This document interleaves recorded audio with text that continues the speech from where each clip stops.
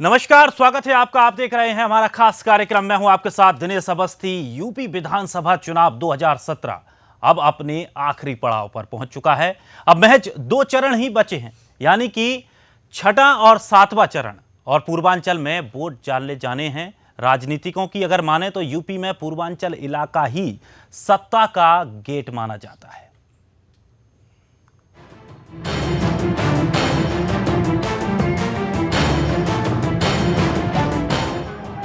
UP विधानसभा चुनाव अब अपने शबाब पर आ चुका है और लड़ाई अब 6वें चरण की। होली पास में है तो इसमें अब फागुन का रंग भी चढ़ने लगा है। 6ठे चरण में चुनाव पूर्वांचल में है तो यहाँ का अपना ही एक अलग अंदाज है। और वैसे भी पूर्वांचल को यूपी की सत्ता का गेटवे कहा जाता है। मतलब साफ है कि यूपी विधानसभा चुनाव की बाजी कौन जीतेगा और कौन विपक्ष की भूमिका निभाएगा, वो यहाँ पर डाले गए वोट तय कर देंगे। लेकिन 6ठे चरण की बात करें तो सपा सुप्रीमो मुलायम सिंह यादव के लोकसभा क्षेत्र आजमगढ़ समेत पूर्वांचल के 7 जिलों की 49 सीटों पर मतदान होगा। इस चरण में बीजेपी के आदित्यनाथ के संसदीय निर्वाचन क्षेत्र गोरखपुर और माफिया राजनेता मुख्तार अंसारी के क्षेत्र मऊ और केंद्रीय मंत्री कलराज मिश्र के संसदीय क्षेत्र देवरिया में चुनाव पर खास नजर रहेगी। 6ठे चरण में नेपाल से सटे महाराजगंज और कुशीनगर के साथ साथ गोरखपुर, देवरिया, आजमगढ़, मऊ और बलिया जिलों की 49 सीटों पर मतदान होगा। इस चरण में 77,84,000 महिलाएं समेत करीब 1,72,00,000 मतदाता कुल 635 प्रत्याशियों के भाग्य का फैसला करेंगे। इसके लिए 17,926 मतदान केंद्र बनाए गए हैं। साल 2012 की बात करें तो इन सीटों में से सपा ने 27, बसपा ने 9, बीजेपी ने 7 और कांग्रेस ने 4 सीटें जीती थी, जबकि 2 सीटें अन्य के खाते में गई थी। 6ठे चरण में सांसद आदित्यनाथ के अलावा केंद्रीय मंत्री कलराज मिश्र की प्रतिष्ठा भी दांव पर है। इसके अलावा प्रमुख उम्मीदवारों में बसपा छोड़कर बीजेपी में आए स्वामी प्रसाद मौर्य, मऊ से बाहुबली विधायक मुख्तार अंसारी, उनके बेटे अब्बास अंसारी की परीक्षा भी इसी चरण में होगी। हालांकि ये सब तो कवायद है, लेकिन असल में क्या होगा ये तो 11 मार्च को नतीजे सामने आने के बाद ही पता चलेगा। तो ये 6ठा चरण है और ये काफ़ी महत्वपूर्ण है। इसका सबसे बड़ा कारण ये है कि जो पूर्वांचल की राजनीति है और पूर्वांचल की जो सीटें हैं वही उत्तर प्रदेश में सरकार बनाने का मुख्य द्वार हैं, यानी कि द्वार हैं। द्वार में प्रवेश करने की तैयारी है। आज रात का बस इंतजार है, कल वोटिंग शुरू हो जाएगी और अब किसके खाते में ये वोट जाएंगे इस पर हम चर्चा करेंगे। और क्या वाकई पूर्वांचल जीतने की तैयारियां सभी पार्टियों की है, इस पर भी चर्चा करेंगे। तमाम मेहमान हमारे साथ मौजूद हैं। संदीप दुबे जी बीजेपी से हमारे साथ मौजूद हैं, रितु सिंह बीएसपी से, प्रेम कृपलानी जी समाजवादी पार्टी से हमारे साथ मौजूद हैं। तीनों मेहमानों का बहुत बहुत शुक्रिया सुदर्शन न्यूज के इस खास कार्यक्रम में। सबसे पहले बीजेपी से बात करते हैं। दरअसल बीजेपी की बात क्यों कर रहे हैं, इसका मुख्य कारण यह है कि केंद्र में सरकार बीजेपी की है और स्वयं प्रधानमंत्री खुद इस पूरे चुनाव में, खास करके 6ठे चरण के चुनाव को लेकर के काफी रैलियां भी कर रहे हैं और बहुत ही आक्रामक भी नजर आ रहे हैं। संदीप जी, क्या लगता है, क्या तैयारियां हैं 6ठे चरण को लेकर के? देखिए, जो हमारी केंद्र सरकार की उपलब्धियां हैं उसको हम लोगों ने बताने की कोशिश करी है। अभी जो पूर्वांचल में जो जिस फेज में अभी इलेक्शन है वहाँ सबसे बड़ी समस्या पलायन का है। हम लोगों ने राजनीति को मुद्दों पे रखा है और सबसे बड़ी बात है प्रधानमंत्री जी ने जब भी कोई बात करी है तो केंद्र की योजनाएं राज्य में पहुँच नहीं पाई और राज्य सरकारें उसको सही तरीके से राज्य सरकारों ने वहाँ काम नहीं किया। इन सभी विषयों को हमने रखने की कोशिश करी है, वो चाहे गैस की समस्या हो या पानी सही तरीके से जनता तक ना पहुँच पाए, कृषि की समस्या हो, जो मूल समस्याएं हैं पूर्वांचल की, हम लोगों ने उठाने की कोशिश करी है। और सबसे इम्पॉर्टेंट बात है, देखिए सपा के लोग हों या बसपा के लोग हों या कांग्रेस के लोग हों, आज उनकी पूरी राजनीति सिर्फ मोदी विरोध पे है। तो मोदी जी का वो विरोध करते हैं, वो चाहते हैं कि उत्तर प्रदेश बदहाल रहे, गरीब रहे, खुशहाल ना हो। तो इस तरह से वो उनकी राजनीति होती रहेगी। आप देखेंगे कि जितना शहरी मतदाता है वो ज़्यादातर भाजपा को पसंद करता है, बीजेपी को वोट देता है। हम चाहेंगे कि सबको अच्छा बेहतर शिक्षा मिले, सब अपने देश के बारे में सोचें, अपने समाज के बारे में सोचें, अपने प्रदेश के बारे में सोचें, ऐसी व्यवस्था बने। हमारा मकसद किसी को गरीब बनाना नहीं है, हमारा मकसद है उसको आर्थिक आज़ादी के लिए हमारी लड़ाई है। ये आपका एजेंडा हो गया संदीप जी कि आप इन एजेंडों को लेकर के चुनाव में उतर रहे हैं। छठवें चरण में लगभग तैयारियां सभी की पूरी हो चुकी हैं, अब कल फैसला हो सकता है। प्रेम जी, आपकी सरकार है अभी वहां पर, और पिछली बार की अगर बात की जाए, पिछले चुनावों की 2012 की बात की जाए, तो आप हावी रहे थे इस क्षेत्र में। अब क्या स्थिति लग रही है, क्योंकि बीजेपी हमलावर है पूरी तरीके से? जी, मैं आपको दिनेश जी ये बताना चाहता हूं कि पूर्वांचल में जो चुनाव होने जा रहे हैं उसमें हम विकास के मुद्दे पर ही जा रहे हैं।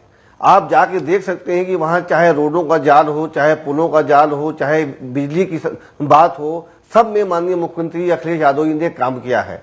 हम अभी कुछ दिनों पहले बनारस गए थे। बनारस में हमने देखा जो 80 घाट को उन्होंने एक चुना था, वहां भी अगर पानी की टेस्टिंग की जाए तो वहां इतनी गंदगी है कि वहां पानी पीने लायक पानी नहीं है। तो जब प्रधानमंत्री अपने क्षेत्र में नहीं जा सकते, उसका ध्यान नहीं रख सकते, तो आगे वो प्रदेश को क्या करेंगे?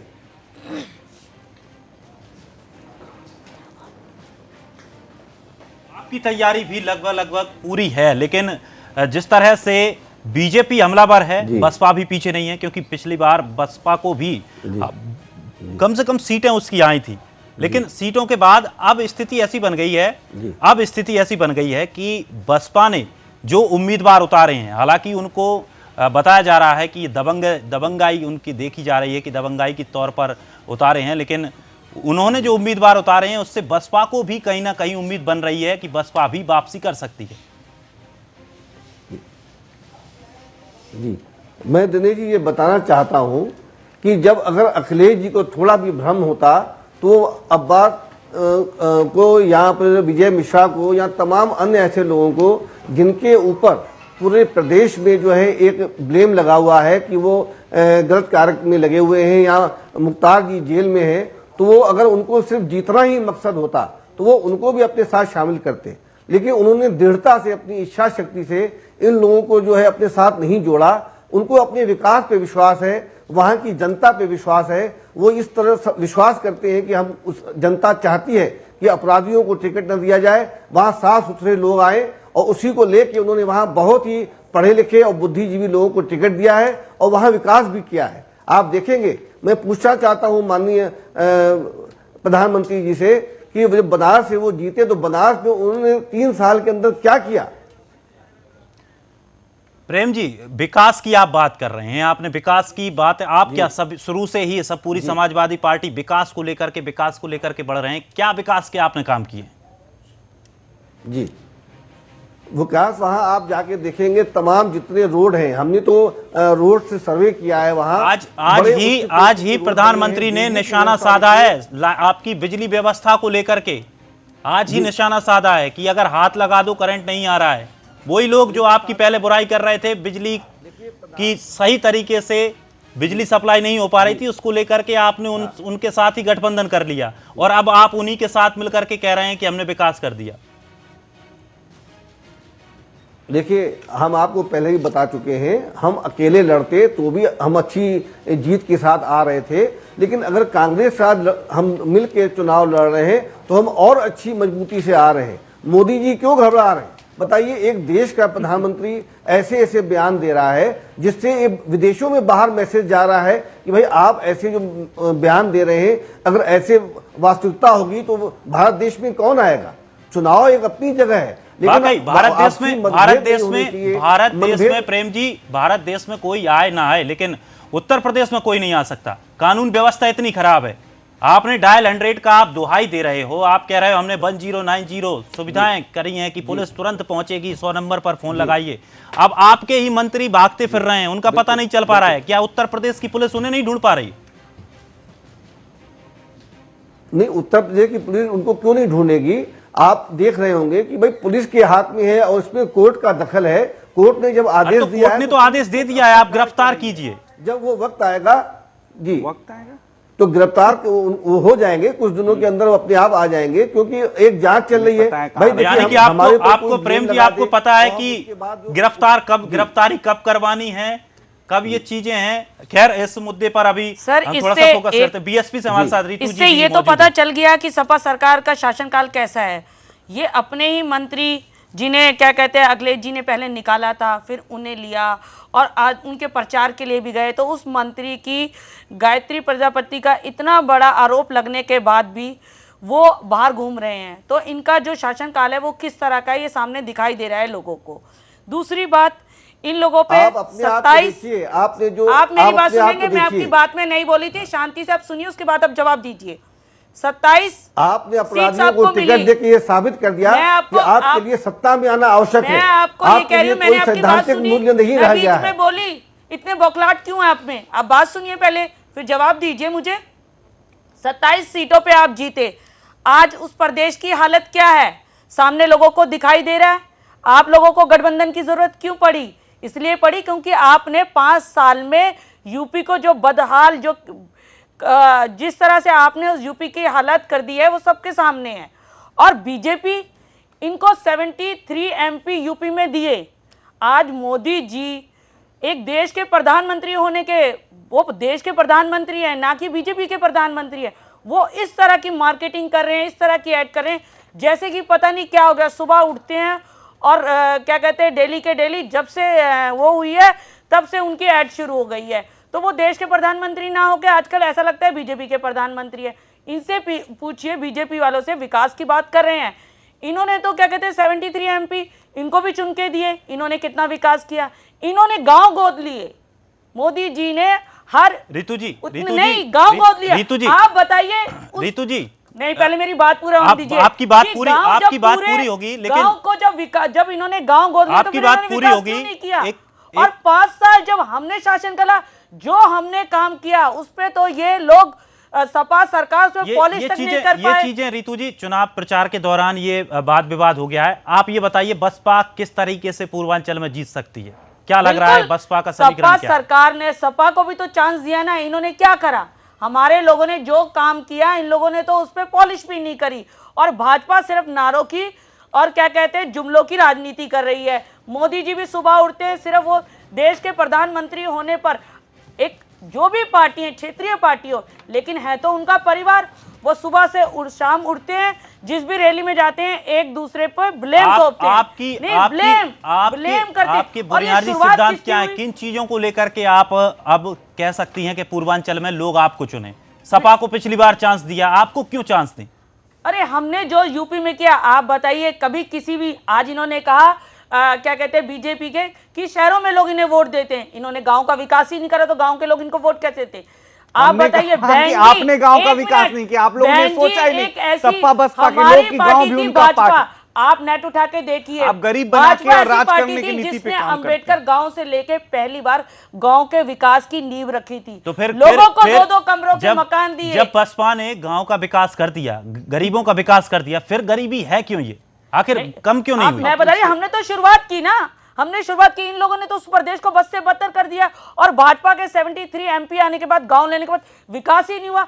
हमने तो सिर्फ क्या कहते हैं कुछ महीने था, फिर 4.5 साल का आप था। जनरल नॉलेज थोड़ा सही करिए। नहीं, आप अपने जनरल नॉलेज सही करिए। आप लोगों ने गांव गोद लिया, ये शब्द ना अच्छे नहीं लगते, ये तो पढ़कर आइए। नहीं, आप नहीं चाहते कि पढ़कर गांव, आइए। सुनिए, गांव आप अगर पढ़कर- बेहतर करे तो क्यों आपको बहन जी दुख ने है, बताइए, क्योंकि गांव किसी का पर किसी- बेहतरी का ठेका आपने आज ले जो रखा है, किसी जो लोगों गांव ने को जो आज आपको लोग तो उस अच्छा नहीं राजनीति लगता। पे चले, क्या वो बात हमारी करते वजह से हैं? चले। बसपा आपने क्योंकि तो शुरुआत कोई ऐसे राजनीति बनी। की। 2-2 कमरों के मकान, और क्या विकास किया? मुझे ये भी 2-2 विकास कमरों के बताइए। मकान किसने दिए? जब मायावती की बहुजन समाज सरकार पार्टी थी, ने, ताज अख्तर तब ने, आज तक जेलों किसी के पार्टी को अंदर नहीं लोगों दिया। की हत्याएं हुई, 15 साल से महिलाओं आप लोग के साथ सुधार हैं। अपहत्या हुई, मूर्तियां भी 27 साल बसपा महिलाओं के साथ मूर्ति कितनी भी बसपा ने लगवाई। क्या? हाँ बिल्कुल, मूर्ति लगाई। जी। क्या आपने महापुरुष की मूर्ति लगाना गुनाह है? क्या ये और सरदार पटेल की मायावती मूर्ति ने लगवा रहे अपनी हैं? मूर्ति क्या गुनाह लगाई। है इनके लिए? क्या नेहरू पार्क बनाया? क्या गुनाह है? क्या अगर- 11 मूर्ति बनाई? मेरी बात सुनिए, कांग्रेस ने 11 मूर्ति बनाई, गुनाह है? अगर हमने अपने महापुरुषों की अरे मूर्ति ये लगाई, रोज हम सुनते कब हैं, कहते रोज हैं? सुनते हैं। रितु सवाल जी, का कब जवाब कहते ये हैं है हमने कि आपको लगाई? जनता क्यों और वोट रितु दे? जी, हम नहीं- अगर मूर्ति की ही बात है तो इस आप बार बताइए, मायावती जी अम्बेडकर खुद जी की मूर्ति लगाना क्या गुनाह है? मायावती जी खुद चुनावों में कह मैं रही हैं कह कि इस रही बार हूं- हम मूर्ति नहीं लगाएंगे, विकास करेंगे। बिल्कुल, जब हमने मूर्ति लगा दी है तो यानी कि दोबारा पिछली थोड़ी बार लगाएंगे। आपने मूर्ति लगाई नहीं थी। लगाएंगे। आप बताइए, अब शिवाजी की मूर्ति क्यों लगाई इन्होंने? सरदार पटेल जी की मूर्ति, इनके हमने तो 600 करोड़ रुपए खर्च करा तो इन लोगों के पेट में दर्द हो गया। इन्होंने 4200 करोड़ की जो सरदार पटेल जी की मूर्ति बन रही है वो भी चाइना में बन रही है। किसको रोजगार मिल रहा है? देखिए, क्या दिक्कत- कमीशन मिल रही है दिक्कत वहां से? क्या होती है मैं बताऊं। क्या रितु जी, कमीशन रितु मिल जी, रही है? रितु जी, और अखिलेश मूर्ति यादव, महापुरुषों की लगाना अखिलेश यादव ने पूरे चुनावी प्रचार में कहा है, अखिलेश यादव ने पूरे चुनावी प्रचार में कहा है कि जो हाथी बैठे हैं वो बैठे रह गए हैं, वो खड़े भी नहीं हो पाए। सही कह रहे हो, जो हाथी बैठे थे वो बैठे रह गए, जो खड़े थे वो खड़े रह गए। क्यों? तो इस बार कुछ हलचल है हाथियों में। उसका रीजन बताती हूँ, क्योंकि सपा सरकार ने विकास किया होता तो शायद कुछ काम दिखाई देता। हाथी चलते नहीं, कुछ काम दिखाई देता। जब ईंटों की बातें करते, अरे ईंटों के बिना, पत्थरों के बिना तो विकास ही नहीं होता। ये जुमलेबाजी भाजपा ये सपा ना करे, अपने विकास का रिपोर्ट कार्ड दिखाए। जैसे मोदी जी रिपोर्ट कार्ड अपना तो दिखाते नहीं है, दूसरों का मांगते। हमने काम किया है। रितु जी थोड़ा सा पूर्वांचल को लेकर के बात कर ली जाए। छठवें चरण का चुनाव है, पूर्वांचल की हम बात कर रहे थे। हालांकि ये जायज है कि बैठते हैं, चुनावी बातें होती हैं तो मुद्दे निकल कर सामने आते हैं। संदीप जी, क्या लग रहा है, क्या आंकड़े काम कर रहे हैं वहां पर? क्योंकि अगर बात करें बसपा की बात करें, सपा की बात करें और बीजेपी, तीनों में एक जो चुनावी फैक्टर वो अभी तक निकल कर सामने आया है कि मुस्लिम वोट का भी ध्रुवीकरण करने की कोशिश की है बीजेपी ने पूरी, क्योंकि उसने एक भी मुस्लिम कैंडिडेट को टिकट नहीं दिया। अब क्या इसका फायदा मिल सकता है? क्या वाकई इसका नुकसान भी उठाना पड़ेगा? देखिए, कोई भी पार्टी, कोई भी राजनीतिक दल, हम ही लोग हैं, इसका फायदा नुकसान देख के ऐसे टिकट का बंटवारा नहीं हुआ। जाति धर्म से सब उठ के पूरा भारत एक है। एक समीकरण ऐसे बनता है ना, भारत बनाने की परिकल्पना के साथ भाजपा और माननीय मोदी जी के नेतृत्व में लोगों को टिकट दिया गया। वोट जो है बसपा और सपा आपस में मित्र जो सब नहीं, हम इसको हिंदू मुस्लिम के विषय पे ना देखें। देखिए दिक्कत क्या हो रही है, दिक्कत ये हो गई है, सपा बसपा और कांग्रेस से लोग मुक्ति चाहते हैं, और मुक्ति का जब उत्सव वहां मनाया जा रहा है तो सपा के लोग भी मोदी जी को भला बुरा कह देते हैं, बसपा के लोग भी मोदी जी को भला बुरा कहते हैं, और इन लोगों को तो मोदी जी से नीचे ये लोग बात भी नहीं करते। इनकी सबसे अच्छी बात है, और जो भी बात होता है करती रहती। दूसरी बात, आपको कुछ नहीं दिखेगा, आपको कुछ नहीं दिखेगा, आंख पे आपने चश्मा लगा रखा है, अंधा बन गई है, कैसे दिखेगा आपको?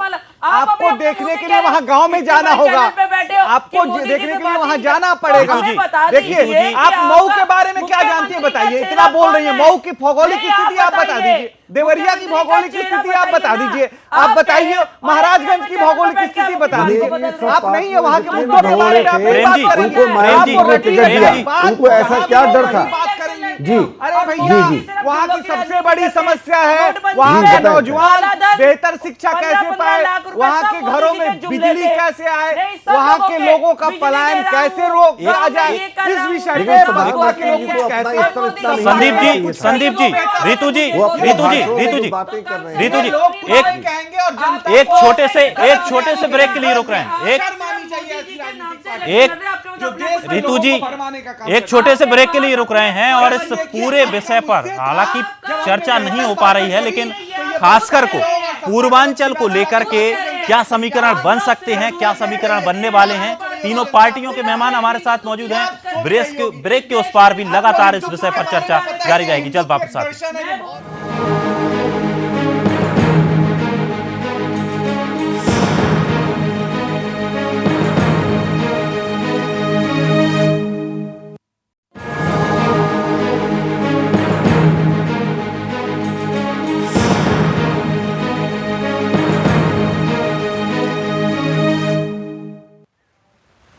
ब्रेक के बाद स्वागत है। एक तरफ जहां सभी उत्तर प्रदेश में सपा, बसपा और कांग्रेस अपनी जीत के लिए एड़ी चोटी का जोर लगा रही हैं, तो वहीं मोदी के बयान कुछ और ही इशारा कर रहे हैं। मोदी की माने तो इस बार की जो होली है वो बीजेपी ही खेलने वाली है।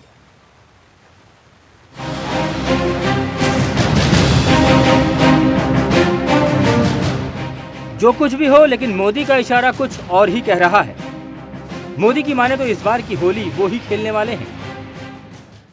अब सवाल ये रहा नहीं है कि सरकार किसकी बनेगी। अखबार देख लीजिए, टीवी देख लीजिए, चुनाव सभाएं देख लीजिए, हर छोटे मोटे नागरिक का इंटरव्यू देख लीजिए, हर कोई कह रहा है उत्तर प्रदेश का यह चुनाव एक उत्सव है, उत्सव। और ये उत्सव है सपा बसपा कांग्रेस की मुक्ति का अवसर है, छुट्टी का अवसर है भाइयों। पूर्वांचल को लेकर बीजेपी की रणनीति के 5 ऐसे पहलू हैं जो यूपी चुनाव में बाजी पलट सकते हैं।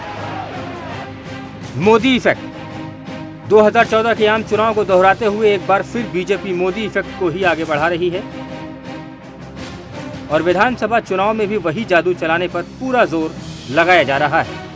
पूर्वांचल से 170 सीटें आती हैं और इसके लिए टीम मोदी ने खुद कैंपेन संभाल रखी है। 2 चरणों में 89 सीटें हैं और अगर बीजेपी की ये रणनीति कामयाब रहती है तो चुनावी समीकरण में काफी फर्क पड़ने वाला है। सांप्रदायिक कार्ड। पूर्वांचल में जाति और धर्म का बड़ा बोलबाला है, इसीलिए शुरुआत में विकास का मुद्दा उठाने वाली बीजेपी पूर्वांचल में अचानक सांप्रदायिक कार्ड का पासा भी फेंका। खुद पीएम मोदी ने शमशान, कब्रिस्तान, रमजान और दिवाली के मुहावरे से सियासी बयानों के तीर एक अलग दिशा में मोड़ दिए। बीजेपी की रणनीति वाराणसी, आजमगढ़, मऊ, गोरखपुर जैसे जिलों में ध्रुवीकरण कर फायदा उठाने की हो सकती है। पीएम मोदी ही नहीं, कैबिनेट के 12 मंत्री पूर्वांचल में पार्टी का प्रचार अभियान संभाले हुए हैं। इस रणनीति को अमली जामा पहनाने का काम पिछले साल तभी शुरू हुआ था जब पीएम मोदी ने बलिया से उज्ज्वला मिशन की शुरुआत की थी। बनारस को स्मार्ट सिटी बनाना, गोरखपुर में खाद कारखाना और एम्स देकर इलाके में अपनी पकड़ बनाने की दिशा में टीम मोदी ने कदम आगे बढ़ाया है। मतलब साफ है कि मोदी विरोधियों की पैठ खत्म कर यूपी में कमल खिलाने पर पूरा जोर लगा रहे हैं। कटप्पा के बहाने बाहुबलियों पर निशाना। मऊ में मोदी ने फिल्म बाहुबली के कटप्पा के सहारे बाहुबलियों पर निशाना साधा था। जाहिर है पीएम मोदी के निशाने पर सीधे तौर पर मुख्तार अंसारी ही थे। पीएम मोदी का ये कटप्पा वार लोगों में बाहुबलियों के साम्राज्य के खात्मे का संदेश देगा और इसके लिए बीजेपी लोगों में पैठ बनाने की कोशिश में है। Bhojpuri star attraction. पूर्वांचल में भोजपुरी अभिनेता और गायक मनोज तिवारी को पूर्वांचल में प्रचार के लिए उतारना और दूसरे भोजपुरी स्टार रवि किशन की बीजेपी में एंट्री होना। साफ है कि बीजेपी स्थानीय भाषा से जुड़े इन स्टार्स का पूरा फायदा चुनाव में उठाने की तैयारी में। मतलब साफ है कि आखिर के इन 2 चरणों में विधानसभा की 89 सीटों पर चुनाव होने हैं। पूर्वांचल को यूपी की सत्ता का गेटवे कहा जाता है। इस क्षेत्र से यूपी विधानसभा में करीब 40% सीटें आती हैं। बीजेपी ने इन 2 चरणों के लिए पूरी ताकत झोंक रखी है। और तो और मोदी खुद बनारस में रोड शो करने जा रहे हैं। एक तरह से पीएम मोदी को वाराणसी में लोकल के तौर पर उतारा गया है। अब देखना यह होगा कि पीएम मोदी के कथनी में कितना दम है। Bureau report, Sudarshan news. तो होली कौन खेलेगा, ये तो एक देखने का विषय है और 11 मार्च के बाद ही पता चलेगा होली कौन खेलेगा। लेकिन पीएम मोदी कह रहे हैं कि इस बार होली बीजेपी खेलेगी। प्रेम कृपलानी जी, सर, मैं इस पे एक बात कहना चाहूंगी। इस पे एक बात कहना चाहूंगी। क्या देश के प्रधानमंत्री जी को ये शोभा देता है ये बात कहना कि वो बीजेपी होली खेलेगी? सिर्फ क्या पूरे हमारे देश में क्या बीजेपी सरकार आप बात पूरा सुनती नहीं है, आप बात को पूरा नहीं सुनती। मोदी जी ने कहा है कि होली बीजेपी के लोग खेलेंगे या बात आप पूरा नहीं सुनती हैं और अब बीच में आप कूद पड़ती हैं। रितु जी, बहस को सकारात्मक होने दीजिए, थोड़ा सा कुछ तथ्य निकल कर सामने आने चाहिए। इस तरह से चिल्ला चोट से, इस तरह से आप मोदी जी से नीचे बात नहीं करती क्यों? बिल्कुल, होली त्योहार है, होली हकराना और जबराना ये सब आप लोग की भी पद्धति है। क्या आप इस तरह से चिल्लाओगे? इससे क्या देख रहे हैं लोग? इस कार्यक्रम को देखते हैं, लोग इस कार्यक्रम को देखते हैं। दर्शक क्या सोचेंगे कि आप बिना मतलब की बहस कर रहे हो? देश के अंदर उत्सव ना हो। रितु जी, आप ऐसी बात क्यों कर रही हैं? रितु जी, मजबूरन आपकी आवाज बंद थोड़ी सी कम करवानी पड़ेगी मुझे। मैं पीसीआर से चाहूंगा कि अभी थोड़ी सी इन दोनों की आवाज थोड़ी सी कम कर दें। प्रेम जी, हम बात करते हैं। जब आप पूछ रहे हैं, मोदी जी बात कर रहे हैं कि होली अब कौन खेलेगा, ये एक अलग विषय है। लेकिन अगर बात करें ग्रामीण क्षेत्रों की, क्योंकि आपको 27 सीटें मिली थी पिछली बार, उन 27 सीटों में अगर वहां की स्थानीय, वहां के गांव का विकास को देखा जाए तो अभी भी पूर्वांचल काफी विकास में पीछे। अब किस तरह से आप आगे बढ़ना चाहते हैं? कैसे खत्म होगी, पलायन ना हो? देखिए, मैं दिनेश जी आपको बताना चाहता हूं कि माननीय मुख्यमंत्री अखिलेश यादव जी ने पहले ही कार्यकाल में इतना कार्य किया है और जहां जो छूटा हुआ है उनको आगे करने की उनकी पूरी प्लानिंग है, उनकी पूरी मंशा है।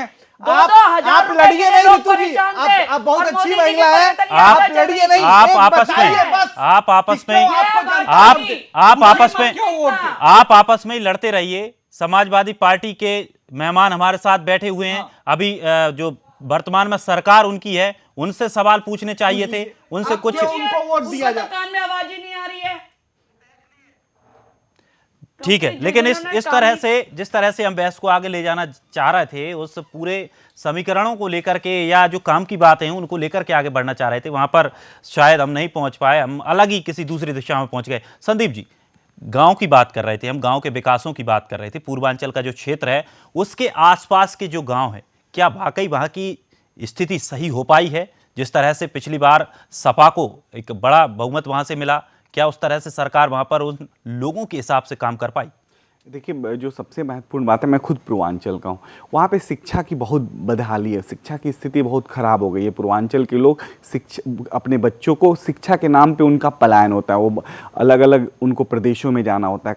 तो शिक्षा की एक बुनियादी वहाँ समस्या है, बेरोजगारी बहुत बड़ी समस्या है, किसानों के फसल बर्बाद हो जाते हैं, प्रॉपर पानी की व्यवस्था नहीं है, नदियाँ भी वहाँ कम से कम क्या करती हैं, कटाव करती हैं, जिससे क्या होता है कि जो फसल उगे हुए फसल बर्बाद हो जाती है। ये मूल समस्या है। और देखिए, बार बार हमारे बसपा के लोग मोदी जी पे इल्जाम लगाते हैं। देखिए, कोई भी परिवर्तन जब होता है तो प्रारंभ में, एक मिनट सुनिए तो, अरे सुन लीजिए, आपकी बारी आएगी, बोल लीजिए। गांव भी गोद लिए थे विकास के नाम अरे पे, अभी भैया, आप ही बता रहे हैं, माफ कुछ भी करिए, विकास नहीं हुआ आप 2 पूर्वांचल में। मिनट चुप तो हो जाइए, नहीं, प्लीज क्यों चुप हो जाइए। सही आईना दिखा रहे हैं, अब तो आप बताइए। आप ही कह रहे हो, मैं तो बोल दीजिए, आप ही बोल दीजिए। मैंने तो नहीं कहा, इन्होंने ही बताया। नहीं, चुप हो जाता हूं भाई।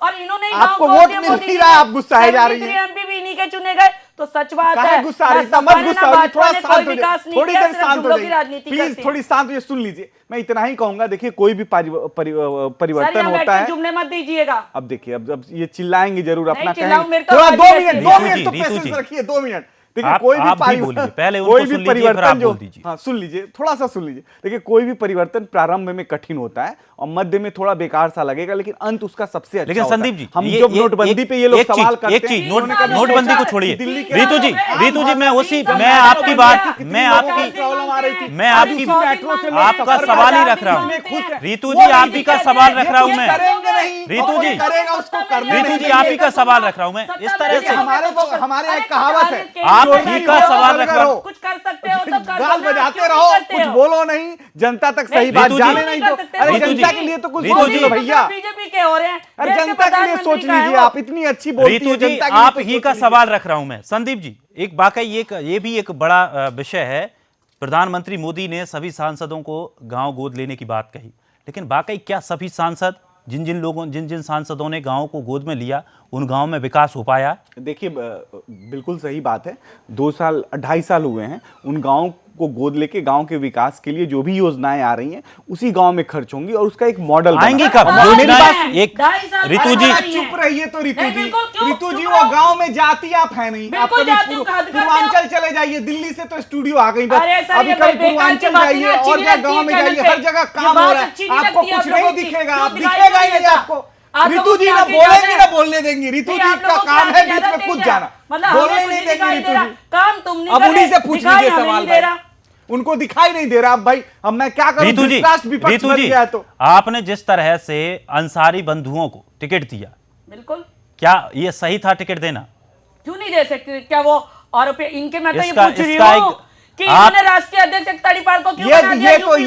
ये क्या चंद्र है प्रसाद मौर्य कि अगर जी को इनसे लड़ा चंद्र जाए तो प्रदेश सिर्फ अध्यक्ष मार क्यों पिटाई बना होगी दिया? और इससे नीचे कोई बात ही नहीं होगी, कोई मेरी दूसरा लड़ाई आदमी है, हो। मेरी आवाज किसी ऐसी तरह है, मेरी छोटे आवाज छोटे पे लोगों से आप ब्लेम नहीं करेंगे आप तो अच्छा ऐसी है। बातें बोल रही नहीं। हैं जो आप विषय पे तड़ीपार प्रश्न पूछा राष्ट्रीय जा रहा अध्यक्ष है, है आप जी। मोदी जी पे मोदी चली जाती जी, हैं, अमित अरे शाह जी उनको पे बता- चली जाती अमित शाह हैं। बिल्कुल अरे भाई, तड़ीपार आप है। अपना लोग स्तर तो कहते देख के बात केशव करिए। प्रसाद मौर्य देख हमने लीजिए, देखिए, इनके बहुत नेता- अच्छे ही आप सबसे नेता हैं, ज्यादा सबको नेता बसपा इनके के, करप्ट हैं। लेकिन थोड़ा सा ना बात करप्ट करने का है लहजा और हम लोग को मुक्ता- जरूर सीखना रीतू जी, चाहिए। अब आप नहीं, शांत रहिए। नहीं, रीतू जी, नहीं, रीतू जी, आप शांत रहिए। संदीप जी, संदीप जी, नहीं, रीतू जी, नहीं, संदीप जी, नहीं, रीतू जी, नहीं, आप शांत नहीं, रहिए, क्या बात आप कर शांत रहिए। प्रेम जी हमारे साथ दोबारा जुड़ गए हैं, प्रेम जी से पास ही चलेंगे। सवाल, किस प्रेम सवाल जी का से, वो नहीं- प्रेम जी से बात नहीं हो पा रही है। जिसके आप शांत रहिए, आप शांत रहिए। मैं सब जवाब दूंगा आपको। रीतू जी, जी, प्रेम जी से कुछ पूछ लेते हैं। प्रेम जी नहीं जुड़ पाए थे, कुछ तकनीकी खराबी की वजह से वो हमसे दूर हो गए थे थोड़ा सा। अब वो हमारे बीच में दोबारा से आ गए हैं। प्रेम जी, क्या लगता है आपको? गांव की विकासों की बात कर रहे थे, गांव का विकास हो नहीं पाया, फिर दोबारा आपको जनता क्यों चांस दे दे? जी, गांव में देखिए, पानी मैं नहीं आपको पहुंच पाया बताना है, चाहता हूं गांव कि में आप बिजली गांव नहीं में पहुंच जब पाई है, कहते हैं बनारस इनका जी। नहीं है। स्वास्थ्य सेवाएं नहीं पहुंच पाई हैं, वहाँ के लिए शिक्षा आप व्यवस्था स्वयं बदहाल सर्वे है गांव में। कराएं, आप पूरे स्वयं पूर्वांचल सर्वे का कराएं। क्षेत्र है ये। जी, जी, जी। और पूर्वांचल के लोग मैं ही आपको सबसे से ज्यादा बताना इधर उधर चाह रहा भटकते हूं फिर कि रहे हैं, उनके माननीय पास कोई रोजगार प्रधानमंत्री नहीं है। जी- अब जनता आपको क्यों चुने? जी जी जी, मैं बताना चाह रहा हूं कि माननीय मुख्यमंत्री अखिलेश यादव जी ने 5 वर्षों में इतनी प्राथमिकता से कार्य किया। अब वो धीरे धीरे उन क्षेत्रों को भी विकास करेंगे। उन्होंने संदीप जी, संदीप जी, संदीप जी कह दिया है संदीप जी, कि आप रीतू जी, रीतू जी, ऐसे नहीं होता है, ऐसे नहीं चलेगा।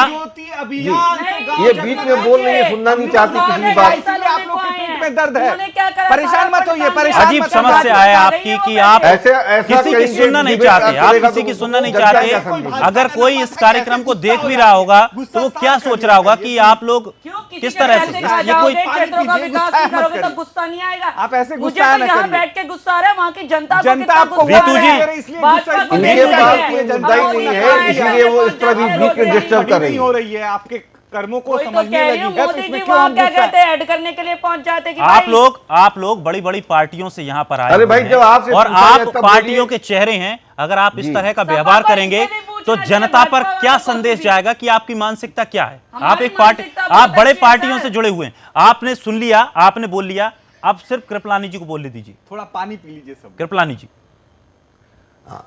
आपको जरूरत है पानी की। मैं दिनेश जी ये बताना चाह रहा हूं कि पूर्वांचल में पूरी प्राथमिकता पे विकास कार्य को लिया जा रहा है और हमने अपने सारे प्रत्याशियों को ये निर्देश दिए हैं कि जब आप वहां सबसे मिलने जाएं तो वहां की समस्याओं को नजदीक से देखें और उनको नोट करें। इसके पश्चात सरकार बनने पे उन सारे कार्यों को अच्छा सा पालन किया जाएगा और उसका विकास किया जाएगा। जहां अभी बिजली तक की बात है, कृपलानी जी बसपा- सीधे सीधा सवाल, अभी आपको जी, इतना बहुमत वहां से मिला क्योंकि पूर्वांचल को जब कह रहे थे हम कार्यक्रम के शुरुआत में कि उसको गेट कहा जाता है, राजनीति में घुसने का दरवाजा है वो, आपको वहां की जनता ने दरवाजा देकर के उत्तर प्रदेश में घुसाया और स्थिति ऐसी है वहां पर जी जी स्कूलों की हालत खराब है। जी, जी। वहां के लोग पलायन कर रहे हैं। आपको पता है पूरे देश में अगर सबसे ज्यादा लोग कहीं से पलायन करते हैं, जो काम धंधों के लिए अपना घर बार छोड़ करके जो सबसे ज्यादा लोग भागते हैं, पूर्वांचल से भागते हैं। बाढ़ की स्थिति आ जाती है, वहां पर सूखा पड़ जाता है। देखिए, क्या मतलब बिजली नहीं है वहां पर। अब आपने देखिए, 4 साल पूरे 4.5 प्रदेश साल के आपने विकास काम की कर बात दिया, होती है। अब क्या और वो रह गई हैं कुछ महत्वपूर्ण जी। ऐसी सीढ़ियां जो आप वहां विकास को ले जाकर पहुंच नहीं पा रहे हैं। जी देखिए, सबसे पहले हम किसानों के लिए, वहाँ के व्यापारियों के लिए, वहाँ के सारे विद्यार्थियों के लिए सारे हम लोगों ने एक एजेंडा बना रखा है। हम सबके साथ कार्य कर रहे हैं और उसी कार्यों को आगे भी करेंगे। पूर्वांचल में जो आप कह रहे हैं विकास नहीं हुआ, मैं तो वहाँ के गांव-गांव घूमा हूँ, वहाँ गया हूँ, बहुत स्थिति वहाँ आपको पहले से सड़कें बेहतर मिली, है। सड़कें सही मिली पिछले आपको। 25 सालों में जनता तक नहीं पहुंच पाई। जी। 50 लाख परिवारों जी, की देखिए, सूची सड़कें मांगी जो गई अंदर थी के खाद्य लिंक सुरक्षा रोड के हैं, तहत 750 जी, जो करोड़ कच्चे केंद्र के रोड पास थे, पड़े वहाँ हैं। खरंजे जब बिक 5 गए सालों हैं में आपने और किसानों के मेन लिए रोड कुछ जो किया है, नहीं, काफी तो अच्छे आप बन 5 गए। साल बाद आएंगे, जी। आप क्या करेंगे? जी, मैं ये बताना चाह रहा हूं दिनेश जी आपको कि किसानों के लिए तो उन्होंने, देखिए, मुख्यमंत्री जी ने जगह जगह मंडियां बनाई, आड़तें बनाई, ताकि किसान का अरे जो भी मंडियों में पैदावार किसान जब है, पहुंचेगा, अरे जब वहाँ फसल से होगी, जो उसे वही पानी उस मिलेगा जगह समय को पर, उचित उसे दाम बिजली मिले। मिलेगी समय पर, जी। तब फसल पैदा होगी, जी। तब जाकर किसान मंडियों में पहुंचेगा। सर, सपा ने तो कुछ नहीं नहीं, किया, पानी की तो वहाँ लेकिन बहुत ये अच्छी पता है व्यवस्था है। भाजपा ने वहाँ क्या आप किया, देख गांव सकते गोद हैं कि लिए। सरकार की आपको तरफ से- पता होना मुझे चाहिए बताएं, गांव में 73 सड़कें बन MP गई हैं। आपको इन्होंने पता कौन होना से- चाहिए गांव में गांव में कौन आज सी सड़क स्वच्छता बन रही है, अभियान के बता रहे हैं ना, आप ही लोग अंतर्गत बता रहे हैं, आप सड़क जाके नहीं है। गांव जरा फिर एक दिन बताइए रह के ना, आ जाइए, क्या किया इन वहां लोगों पे ने? शौचालयों ये का निर्माण भाजपा होगा। का दौरा चेहरा बदलाव ना धीरे धीरे लोगों के होता है सामने ऋतु जी, है आप कि लोग किस तरह जैसे का इनका दौरा बातें चेहरा करके है। बदलाव अभी नहीं यही होता। बात कहते आप फिर सुनिए, ऊपर जाते हैं। आप अभी सुनिए इन्होंने जरा कहा कि ऋतु जी, गांव का सुनने की भी विकास आदत डालिए। सपा से सिर्फ अपनी पूछिए। राग, और अपनी कहते हैं ढपली गांव बजाने में से नहीं क्या बात कहते हैं, चलेगी। जो हमने आपकी गीत सड़कें किसी को बना अच्छा दी नहीं है। लगता। तो ये आप झूठ की राजनीति समाज कब में छोड़ेगी भाजपा? थोड़ा सा वेमनस और मोदी कम जी फैलाइए, आजकल वहीं इस तरह पहुंचे की हुए बातें हैं करना कि बंद भाई करिए किसी- और अरे थोड़ा बंद करिए धार्मिक सर, भी कम हो झूठ की जाइए। राजनीति आपको करने जनता ने चलते नकार बैठे। दिया, इसको शर्म नहीं परेशान है मत लोगों होइए। को। तो जनता कैसे समझेगी कि आप क्या बात रखना चाहते हैं जनता के सामने जिनके अपने पास कोई चैनल के बात ही द्वारा? नहीं है, मैंने भाजपा वालों पूछा से एक बात पूछिए। बताओ कि आपके क्यों साथ तुम्हें साथ उत्तर केवल- प्रदेश के अंदर आने केवल दिया जाए? जोर से जनता बोलना, और केवल भाजपा जोर के से लोगों ने कोई बोलना, जवाब नहीं क्या दिया। यही एजेंडा होता है ये चुनावों में दूसरों पे पहुंचने ये का? तो चाहती है क्या आप कि यही ऐसे संदेश समय देकर पर पहुंचाना जाएंगे, चाहते हैं कि हम चिल्लाएंगे? 5-10 मिनट अपना बोल के दूसरे को गाली देके कैसे अपना काम कट जाए? जुमलों की राजनीति अरे करो। कभी अपने बारे में अपने सामने भी तो आईना रख के अरे देख आप लीजिए अपना बसपा आईना वाले देखो, अभी लोगों। आप लोगों को दोनों का आईना देखना चाहिए, सपा और भाजपा दोनों का आईना देखना चाहिए। ठीक हमारा है, जब आपकी समय सरकार आएगा, अब नहीं आ हमने रीतू जी, बहुत चाहिए कुछ नहीं। किया रीतू जी, और रीतू समय जी, आने पर संदीप संदीप जी, किया जाएगा। प्रेम जी। 11 मार्च कोई दिखाएंगे। दूर नहीं है, परिणाम बहुजन आपके समाज सामने पार्टी की होंगे। सरकार बनेगी आप और स्वयं फिर देखेंगे देखना। कि सपा सरकार बड़ी जी। मजबूती से 300 जी सीटों से रीतू ज्यादा जी जीत प्रेम के जी, साथ आ रही है। बहुत बहुत शुक्रिया तीनों मेहमानों का इस जब पूरे तक कार्यक्रम में। बाढ़, लेकिन सूखा और सबसे सड़क बड़ी बात बिजली यही थी कि से कोशिश मुकाबला कर रहे नहीं थे होगा। हम कि विषयों तक पहुंचे और वाकई पूर्वांचल को जीतने का जो द्वार कहा जाता है पूर्वांचल को, क्या वाकई वहां पर पार्टियां अपनी अपनी पकड़ बना सकती हैं मजबूत। हालांकि सभी पार्टियां पूरी कोशिश में हैं कि कैसे भी करके वहां पर कब्जा किया जाए और वहां के ही रास्ते अंदर उत्तर प्रदेश में सरकार बनाने के लिए घुसा जाए। लेकिन प्रधानमंत्री मोदी ने आज एक बात कही कि होली बीजेपी मनाएगी, लेकिन यह भी एक देखने का विषय है। 11 मार्च के बाद पता चलेगा। खास कार्यक्रम में इतना ही। खबरों का लगातार सिलसिला सुदर्शन न्यूज पर जारी है। जय हिंद।